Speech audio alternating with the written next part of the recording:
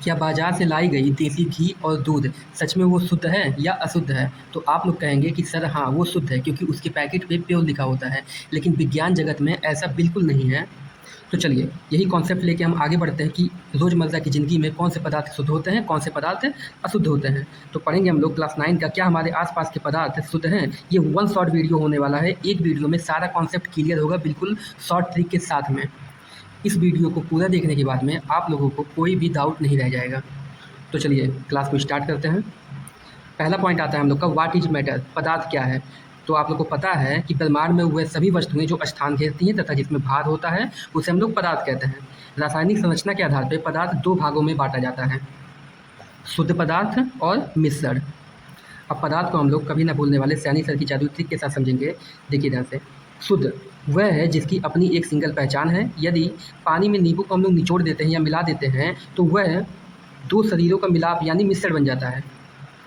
एक बार हम लोग ध्यान से रोड मैप पे देख लेते हैं कि पदार्थ को कितने भागों में बांटा गया है। दो भागों में, पहला है शुद्ध पदार्थ, दूसरा है अशुद्ध पदार्थ। अब नीचे आप लोग ध्यान से देखिए कि शुद्ध पदार्थ को भी हम लोग दो भागों में बांटे हैं। पहला है हम लोग का एलिमेंट यानी तत्व, दूसरा है हम लोग का कंपाउंड यानी यौगिक। और मिश्रण भी दो भागों में बटा हुआ है, पहला होमोजीनियस और दूसरा हेटेरोजीनियस, मतलब समांगी मिश्रण और विषमांगी मिश्रण। जो चलिए अब इसमें एक एक करके हर एक पॉइंट हम लोग ध्यान से देखेंगे और पढ़ेंगे। चलिए, मिश्रण के प्रकार, तो मिश्रण होते हैं दो प्रकार के, पहला समांगी मिश्रण और दूसरा होता है हम लोग का विषमांगी मिश्रण। पहला पॉइंट हम लोग देखेंगे समांगी मिश्रण यानी होमोजीनियस मिक्सचर। ऐसा मिश्रण जिसके घटकों का संगठन पूरे विलयन में एक समान होता है और उन्हें अलग नहीं दिखा जा सकता, जैसे चीनी और पानी। आप लोग ध्यान समझिए, समांगी मिश्रण का मतलब होता है जब दो या दो से अधिक पदार्थ आपस में हम लोग घोल दें और वो पूर्ण रूप से मिल जाता है तो उसे समांगी मिश्रण कहते हैं। जैसे चीनी और पानी को आप लोग घोल दीजिए तो क्या उसको फिर अलग कर सकते हैं? नहीं।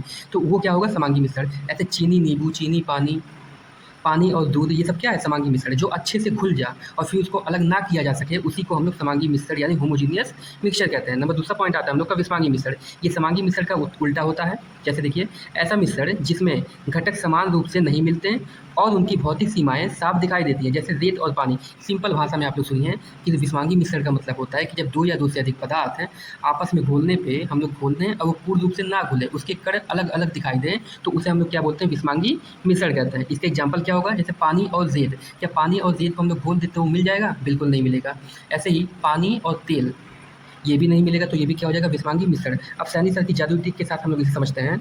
जैसे शिकंजी आप लोगों ने पिया होगा, तो शिकंजी की हर बूंद का स्वाद एक जैसा होमोजीनियस, नमकीन के पैकेट में काजू और मूंगफली अलग अलग दिखे जैसे हेटेरोजीनियस। मतलब कि जैसे पानी में एक एक कण होता है तो वो क्या होगा? हम लोग का समांगी मिश्रण। लेकिन अगर आप लोग नमकीन खा रहे हो तो नमकीन के कण अलग अलग होते हैं। एक नमकीन के पैकेट में नमक होगा, मसाले होंगे, बेसन होगा, मूंगफली होगा, इत्यादि प्रकार की चीज़ें होगी, तो वो क्या होगा? हम लोग का विषमांगी मिश्रण। अगला पॉइंट हम लोग का आता है कि विलयन क्या है, यानी व्हाट इज सोल्यूशन। तो पहला पॉइंट है हम लोग का विलयन यानी सोल्यूशन हम लोग किसे कहते हैं? तो दो या अधिक पदार्थों का समांगी मिश्रण क्या कहलाता है? विलयन कहलाता है। विलयन कितने प्रकार के होते हैं? तो दो प्रकार के होते हैं। कितने? दो।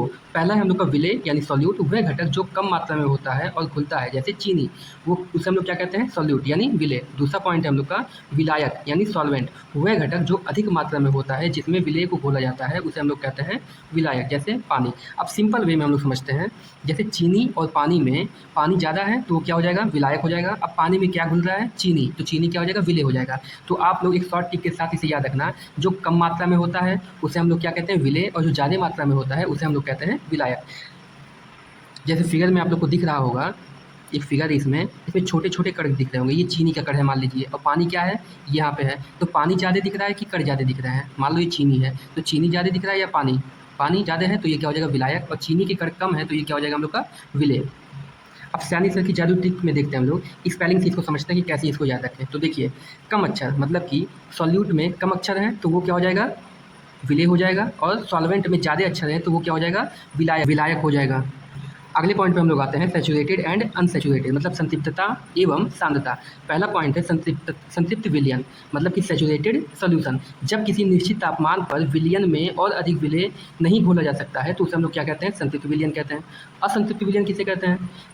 जिसमें विलेय की मात्रा संतृप्तता से कम हो और विलेय घोला जा सके, उसे हम लोग असंतृप्त विलयन कहते हैं। अब सैनी सर की जादू ट्रिक के साथ इसको याद करेंगे। सैचुरेटेड का मतलब पेट भर गया, अब और रसगुल्ला अंदर नहीं जाएगा। अनसैचुरेटेड का मतलब होता है अभी पेट खाली है, मतलब और खाया जा सकता है। अब हम लोग फिगर के थ्रू समझेंगे। देखिए यहाँ पे ध्यान से आप लोग, यहाँ पे आप लोग को दिख रहा होगा अनसैचुरेटेड सोल्यूशन, मतलब कि असंतृप्त विलयन। इस तापमान पर और अधिक विलय घुल सकता है, लेकिन संतृप्त विलयन में क्या है, इस तापमान पर अधिक विलय नहीं घुल सकता। यही दोनों में अंतर है। यहाँ फॉर्मूला दिया हुआ है, द्रव्यमान प्रतिशत बराबर विलय का द्रव्यमान बटे विलयन का द्रव्यमान गुणे 100। अगला पॉइंट हम लोग देखेंगे सस्पेंशन एंड प्रॉपर्टीज, मतलब निलंबन और उसके गुण। निलंबन किसे कहते हैं? यह एक विस्मांगी मिश्रण है जिसमें विलेय पदार्थ के कण घुलते नहीं हैं, बल्कि माध्यम की समष्टि में निलंबित यानी लटके रहते हैं। इन कणों को आंखों से देखा जा सकता है, जैसे पानी और मिट्टी। अगर हम लोग पानी और मिट्टी को मिला दें तो उसके कण नीचे बैठ जाएंगे। जैसे फिगर में आप लोग ध्यान से देखिए, यहाँ पे एक पानी का जार है, उसमें मिट्टी मिलाया गया है, तो या तो उसके कण लटके हुए हैं या फिर लास्ट वाले फिगर में देखिए नीचे बैठ गए हैं। यही हम लोग का निलंबन है।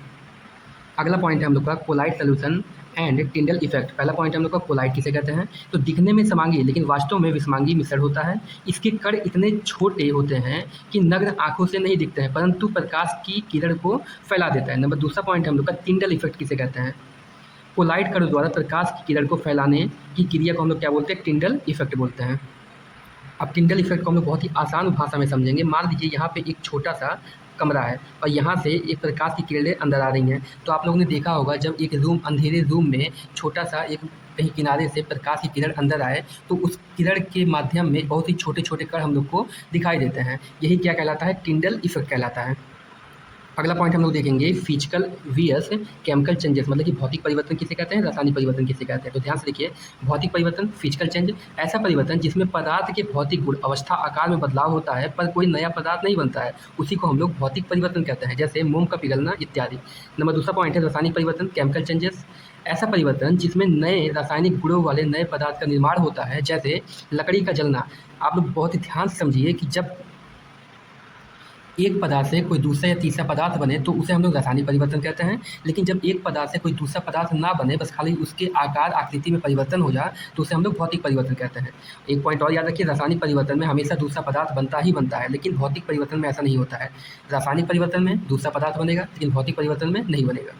जैसे एग्जाम्पल से हम लोग समझते हैं, अगर दूध और नमक डाल दें तो उससे क्या बन जाएगा? दूध फट जाएगा यानी पनीर बन जाएगा। चलिए इसे फिगर के माध्यम से हम लोग समझते हैं। भौतिक परिवर्तन देखिए, यहाँ पे एक बर्फ़ का टुकड़ा दिखाया गया है। अब बर्फ़ का टुकड़ा कुछ देर बाद में पिघल जाता है, मेल्ट हो जाता है। तो क्या बर्फ़ पानी से बना था, तो मेल्ट होने के बाद में पानी कुछ और में बदल गया? नहीं ना। तो ये क्या पानी का पानी ही रहा, बस उसके आकार में परिवर्तन हो गया। तो इसे हम लोग क्या कहेंगे? भौतिक परिवर्तन। ऐसे अगर एक बिस्किट है, उसको तोड़ दिया जाए तो क्या वो बदल के कोई दूसरा पदार्थ बन जाएगा? नहीं, वो बिस्किट ही रहेगा ना। तो वो क्या कहलाएगा? भौतिक परिवर्तन। ऐसे एक कागज़ का टुकड़ा है, अगर उस कागज़ को हम लोग फाड़ दें, 2 या 3 हिस्सों में बाँट दें, तो उस कागज़ का कुछ और बन जाएगा? नहीं ना, वो कागज़ का कागज़ ही रहेगा। तो वो होगा भौतिक परिवर्तन। अब आते हैं हम लोग रासायनिक परिवर्तन में। अगर एक अंडा ले लें, कच्चे अंडे को हम लोग फ्राई पैन में रख दें तो पकने के बाद में वो क्या बन जाएगा? ऑमलेट, तीसरा चीज़ बन गया। तो वो क्या कहलाएगा? Chemical changes. ऐसे दूसरे वाले फिगर आप लोग ध्यान से देखिए, हम लोग पानी ले लें, मैदा ले लें, बेकिंग सोडा ले लें, इन 3-4 चीज़ों को मिला करके हम क्या बना देंगे? केक बना देंगे। ऐसे ही लकड़ी को अगर हम लोग जला दें तो उससे क्या बन जाएगा? राख यानी कोयला भी बन जाएगा। तो इसी को हम लोग बोलते हैं केमिकल चेंजेस। तो भौतिक परिवर्तन और रासायनिक परिवर्तन में खाली एक चीज़ याद रखिए कि जब एक पदार्थ से कोई दूसरा पदार्थ ना बने तो उसे भौतिक परिवर्तन कहते हैं, लेकिन जब एक पदार्थ से कोई दूसरा पदार्थ बन जाए तो उसे रासायनिक परिवर्तन कहते हैं। रासायनिक परिवर्तन हमेशा स्वतः होता है, लेकिन भौतिक परिवर्तन हमारे द्वारा किया जाता है। अब सैनी सर की जादू ट्रिक के साथ हम लोग समझ लीजिए, जो बदल कर वापस अपनी पुरानी शक्ल में लौट आए उसे हम लोग कहते हैं भौतिक परिवर्तन। जो बदल कर राख या कोयला हो जाए और वापस ना आए उसे हम लोग कहते हैं रासायनिक परिवर्तन। अब आता है हम लोग का अगला point, metals, non metals and metalloids, मतलब कि तत्व किसे कहते हैं, धातु, अधातु, उपधातु किसे कहते हैं। तो पहला पॉइंट हम लोग देखेंगे तत्व यानी एलिमेंट, पदार्थ का वह मूल रूप जिसे रासायनिक प्रतिक्रिया द्वारा अन्य सरल पदार्थों में विभाजित नहीं किया जा सकता, उसे ही हम लोग कहते हैं तत्व। तत्व 3 प्रकार के होते हैं। पहला है हम लोग का धातु यानी मेटल्स, चमकीली, आघातवर्धनी, तन्य, सुचालक, उदाहरण सोना। नंबर दूसरा पॉइंट आता है हम लोग का अधातु यानी नॉन मेटल, कुचालक, भंगुर, गैर चमकीली, उदाहरण में हम लोग देख सकते हैं ऑक्सीजन। नंबर तीसरा पॉइंट हम लोग का आता है उपधातु किसे कहते हैं यानी मेटेलॉइड्स किसे कहते हैं।